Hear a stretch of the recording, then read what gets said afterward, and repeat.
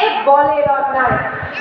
কেন্দ্রীয় সরকারের একের পর এক পদক্ষেপ নেওয়া মুসলিমদের কোণ ঠাসা করে দেওয়ার জন্য বিজেপি শাসিত বিভিন্ন রাজ্যে এবং কেন্দ্রে মুসলমানদের স্বাধীন জীবনযাত্রায় হস্তক্ষেপ করার জন্য যে পদক্ষেপগুলো গ্রহণ করা হচ্ছে, হিংসার আগুন ছড়িয়ে দেওয়া হচ্ছে, তা এক সাধারণ ভারতীয় নাগরিক হিসাবে আমাকে আতঙ্কিত করছে।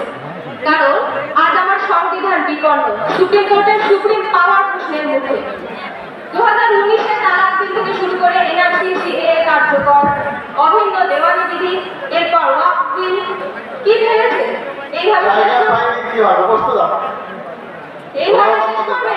পারবে না। আমাদের বুকে বুকে ঈমান আছে, আমাদের রক্তে আল্লাহর বাণী মিশে আছে। স্বাধীনতার ৭৭ বছরে আর কোন ধর্মে কোন সরকার হস্তক্ষেপ করার সাহস দেখিয়েছে বলতে পারেন? আমাদের ওয়াকফের প্রক্রিয়া করে শরীয়তের আইন দেবে। আপনারা কি জানেন যে নিয়ন্ত্রণ কায়েম করবেন? কোন ধর্মের অভ্যন্তরীণ বিষয়ে হস্তক্ষেপ করার সাহস আপনাদেরকে কে দিয়েছে? গরিবের কল্যাণের অজুহাত দেখান, সরকারি সম্পত্তি বেসরকারি করে চলেন, লক্ষ লক্ষ টাকা কোটি কোটি টাকা ঋণ নিয়ে পালিয়ে যাওয়ার